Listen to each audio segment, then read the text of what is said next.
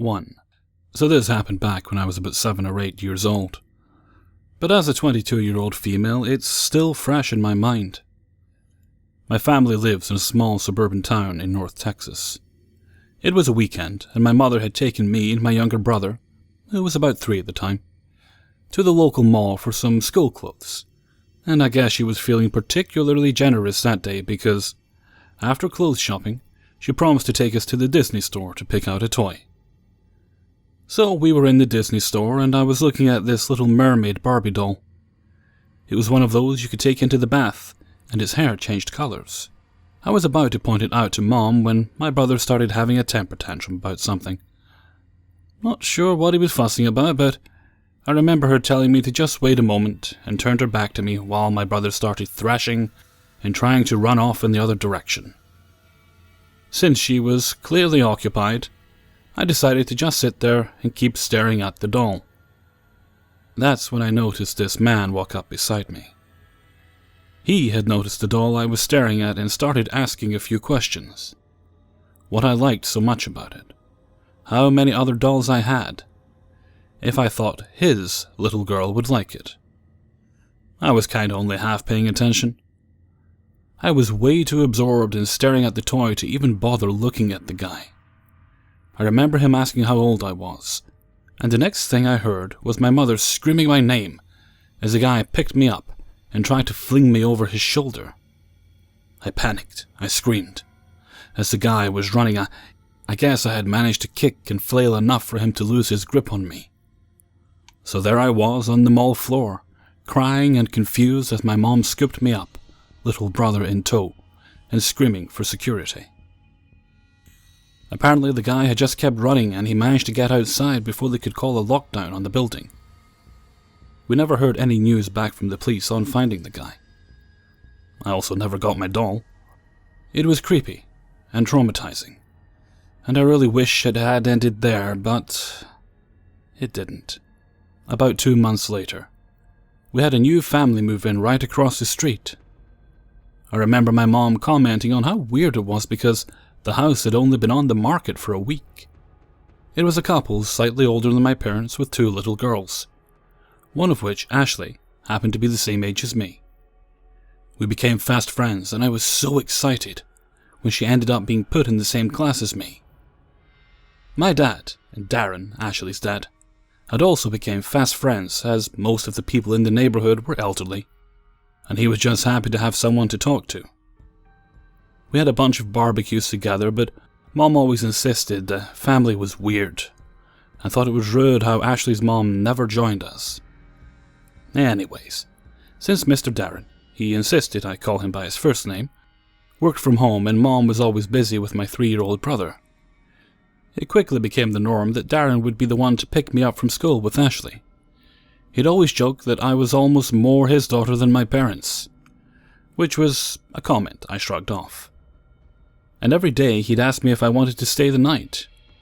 I'd never spent the night at someone else's before, but it sounded like fun, and eventually I'd convinced my mom to let me. The first weird thing I noticed was that at dinner time, Ashley's mom was always really quiet and kept to herself. But I thought it was super weird that she had cooked dinner, set the table, then promptly went to her bedroom. When I asked Ashley why her mom wasn't joining us, I was promptly shushed and asked not to talk about her mom. So we ate, watched a few movies, then got ready for bed. This was weird thing number 2.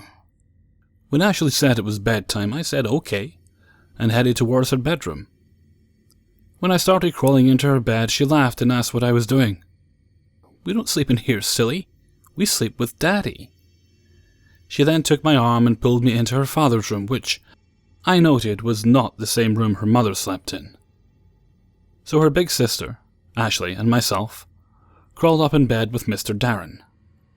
I thought it was really weird, but I'd never slept at anyone else's house before and just assumed different families did stuff differently. And before you ask, no, he didn't do anything to me. Or if he did, my mind has effectively blocked the memory. To my knowledge, it was just a normal night. Anyways, so the next day was Saturday. I went home, and the weekend carried on like normal. Monday was when shit hit the fan, so to speak. It was lunchtime and our class had just piled into the lunchroom when I saw Mr. Darren sitting at our table and waving at us. Parents did visit during lunch on occasion, so that wasn't particularly weird.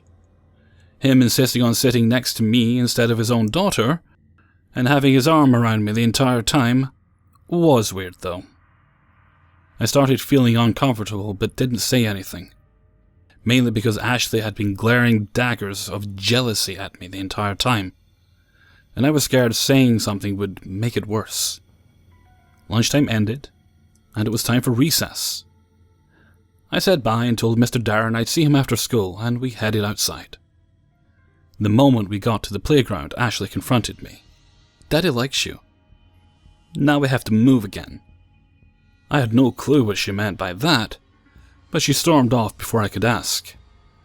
Then I saw Mr. Darren by the trees just outside the playground. That was weird. Parents weren't allowed to join during recess, and all these red flags started going up. I didn't know what was wrong, just that it was bad and I shouldn't go over there. He was calling me though, and had something in his hands. I really didn't want to be rude, so I walked over anyways. He said he had a present for me and gave me this pretty shiny pink wrapped box. I opened it up and guess what was inside? A color-changing Little Mermaid doll. I was super excited, but something in the back of my mind was saying it was bad. There was something important about this doll, I just didn't know what. Then he leaned down and whispered to me, "I remember how much you wanted this one." No, I was confused because I knew I'd never mentioned the doll to Mr. Darren before. I'd honestly forgotten about it. That's when things clicked. I dropped the doll, started to take a few steps back. I guess he noticed because he started trying to reassure me, I guess. He told me not to worry because he was going to buy me all the Barbies I wanted. That he was going to take me home tonight, and I could be his little girl. And that he promised I'd be so much happier with him as my daddy. That's when I turned and ran. I bolted straight into the teacher's bench, crying my eyes out. I was too scared to even talk, so they took me to the counselor's office. Even after the counselor calmed me down, I never told them the whole story. I told them he had scared me, and told me he was going to take me away that night, and that he was going to be my new daddy. That was enough for the school to call the police and file a restraining order, not letting him on school grounds. I guess I was afraid if I told them any more, that my best friend Ashley would hate me. My parents took me home early. My dad went over and told Darren he was never to come near me again. Ashley wouldn't speak to me the next day, and a week later they moved. I never heard from or saw that family again. Looking back now, I realize just how much danger I was in. I also have some heavy speculations that Ashley and Skylar, older sister, may not actually have been Darren's children. I don't really know. I never told my parents the whole story. I often wonder if anything would have changed if I did, but I still to this day have nightmares about him breaking into my room at night. So, yeah. To the serial kidnapping bastard who tried to steal me from my mother, stalked me afterwards, and even became our neighbor just to get close to me? Let's not meet again. 2. This happened to me when I was 15-ish. I'm now 21, but I'll try to write with as much detail as possible. So I play the cello, and my lessons were once a week. I had private lessons, and in the music academy I attended, we have jury every year, which is 3 teachers in the academy check if we're learning well by judging our skills, songs, and whatnot. My classes were on Thursdays, but this jury thing was on a Saturday. I always took the bus to my lessons. It sucked, because the cello is not little, and having to bring that along on a city bus causes a lot of people to stare, and even start conversations which I dread. On this particular Saturday, I had dressed fancy for the jury event, and was on my way home. I accidentally got off 2 stops before my stop because I had fallen asleep, and got off because I was too embarrassed to tell the driver I had messed up. I started walking to my house, which was now about a 25-minute walk. I was walking across the street to a mechanic auto repair shop when I noticed a few of the workers staring at me. I could see them from my peripheral vision, but was pretending not to notice. One of them started catcalling and whistling at me. The other one laughed and made him stop, and I was grateful for him. Until he started running across the street towards me, yelling out, "Let me help you carry your guitar." I yelled back, no thanks. But he came anyways and started pulling at my guitar handle and pulled it back, and we had a little tug of war with it. I got pretty scared, but didn't want to make it obvious, so I just told him I could carry it myself. And besides, the case had wheels. He asked me where I was going, and I said home. He then proceeded to ask me where I lived, what my age was, and if I had a boyfriend. The man was probably in his early 30s, and I was 15. I told him I was actually just going to meet someone at the store. There was a grocery store nearby, and I had forgotten about that. I thanked him for wanting to help and started walking to the store. To my dread, he said he could walk with me to the store and wait till I found the person I was meeting. And then maybe we could eat at the restaurant by the store. I politely declined and kept walking, but he came along anyways. Keep in mind that no one was going to meet me at the store, so I was like, crap. We got to the store and I had no idea how to play it off. I was just standing there like an idiot as this guy stared at me with a creepy smile. After about 5 minutes, he started laughing and said, "No one is here for you, huh?" I felt very uneasy, and now that I'm 21, I feel stupid as to why I didn't just ask an employee for help or something. But I left the store, and this guy just followed. I told him I'd walk home, and again he grabbed my cello. This time, he wouldn't let go, and I hated the fact that his hand was grabbing mine at the handle, so I let go. Now, I couldn't just tell him to leave because he had my cello. I let him walk me. As we were walking, he kept asking me about my boyfriend, and I told him I didn't have one. He then asked me who I lived with, and I lied, telling him I lived with 5 brothers. Then he asked for my name, and I actually gave him my name. Then he asked me out on a date, telling me to meet him at the restaurant by the store the next day for breakfast. I said no. At first he was just laughing, but as our conversation continued, he seemed frustrated and annoyed at all of my no answers. I was getting closer to my neighborhood, but I didn't want him to know where I lived. So I lied and told him my house was just around the corner. It was the neighboring neighborhood. He held out my cello and I grabbed it quickly. When I grabbed it, he let go but quickly put his hand over mine, and I gasped as he squeezed. I looked up at his face, and he had the scariest grin on his face. I still see it today. We just stared at each other for what seemed like a whole 10 minutes, but was probably like 30 seconds. I was just shocked, and he then loosened his grip, and nastily caressed my hand and just moved his hand away while caressing it. I was so scared I didn't know what to do. Then to my horror, he told me he'd wait for me to go inside my house. He walked me up to my house and watched me as I started walking to the front door. This house wasn't even mine, and I literally just wanted to cry. I was about to ding-dong when a thought just hit my mind. Run. To this day, I don't even know how I ran that fast. I started full-on sprinting with my cello and all. I looked back, and I saw him staring at my direction, and started saying, "Hey girl, come back. Hey girl." I kept running and running until I got to my house. I took a long way to make sure I had lost him. I got to my front door and started crying. I was so out of breath, though, that my crying sounded more like gasping and choking. Then, as I had calmed down, I didn't want to go into my house crying. I was about to ring the doorbell when I heard a laugh and a car whistle behind me. I looked back, but I didn't see him. To this day, I don't know if I was just that scared that I imagined it, or that he had actually managed to follow me home, but creep mechanic? Let's not ever meet again. 3. I would consider the place I grew up in to be reasonably safe.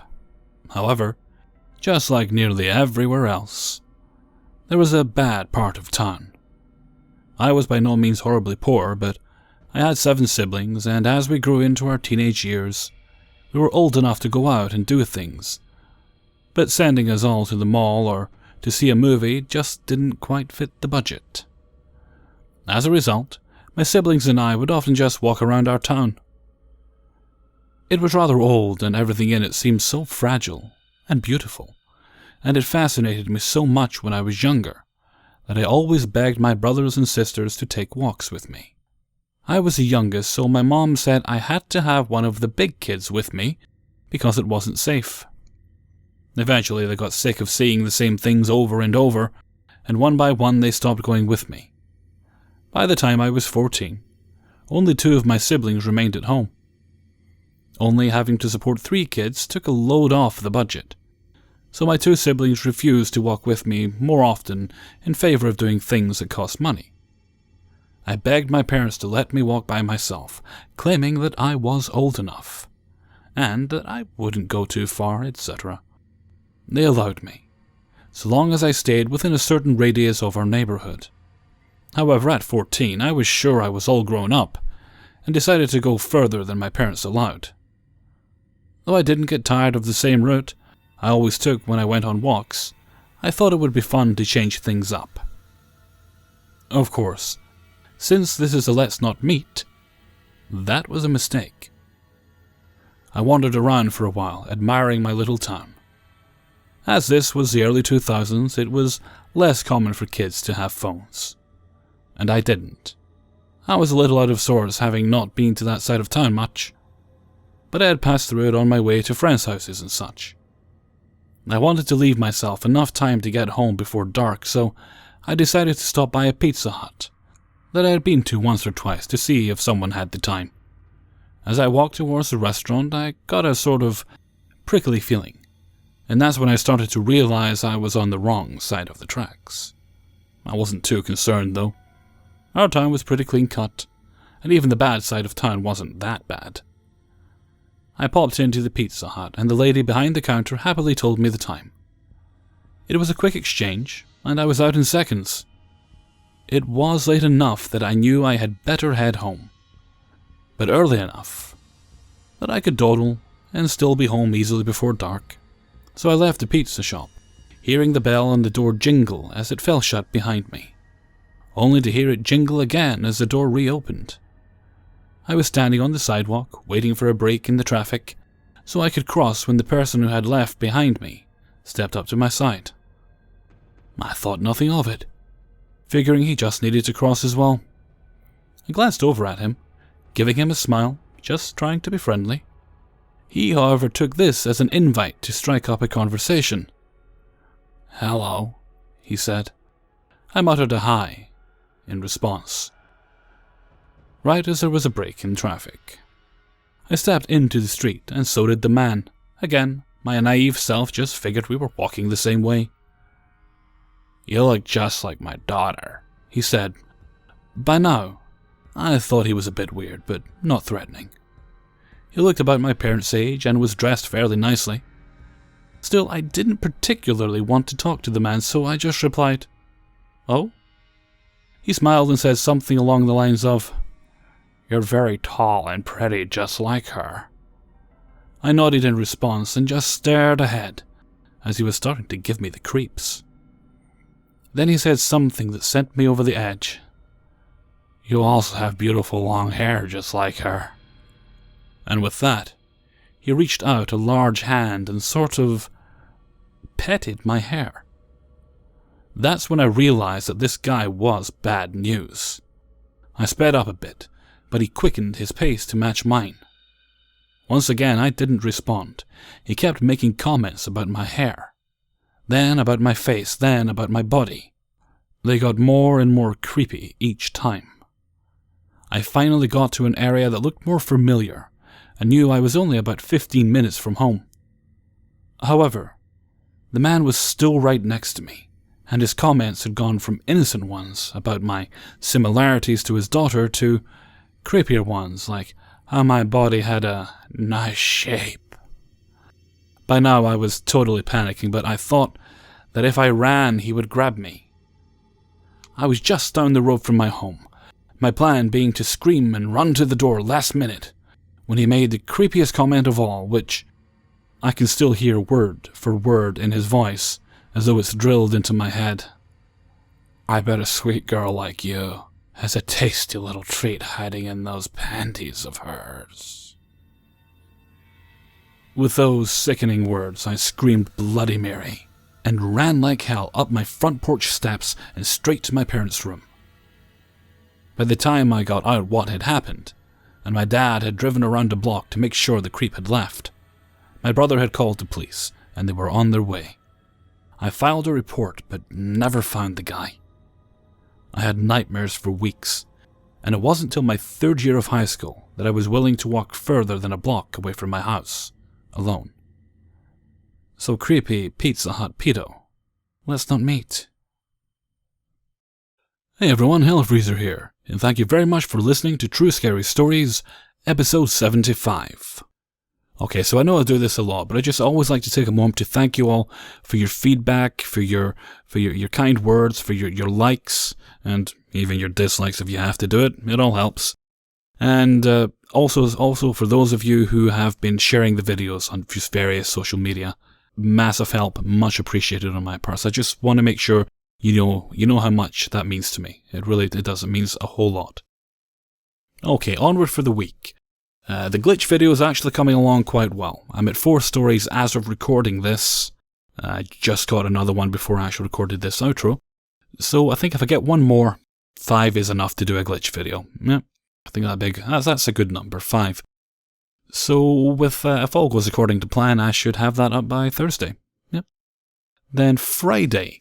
Well, Friday's going to be paranormal stories, but the thing about that is it's going to be a bit different from usual. It's going to be 5 stories, and they're all actually experiences by one person. This person's they're a Mormon missionary. If you go onto Reddit, you can actually see the stories. It's haunted experiences of a Mormon missionary or something. I think that's what it's titled. So they've been very kind, very generous actually. They even offered to send the stories directly to me, and even supplied one that they hadn't put out on Reddit, or they hadn't put on Reddit at the time. So I think you'll quite enjoy that. And I also have permission from that person to just do the stories as and when they're published. He's got 4 up so far, plus the other one he sent me, so that'll make 5. And that'll be enough for a video, but if you guys enjoy it, then I'm allowed to keep doing them as they're updated. I don't know how many there'll be in total. It might just be the 4, or it might be 5, 6, or whatever, you never know. So, yeah, so I'm quite looking forward to recording that, and I hope you guys will be looking forward to listening to it.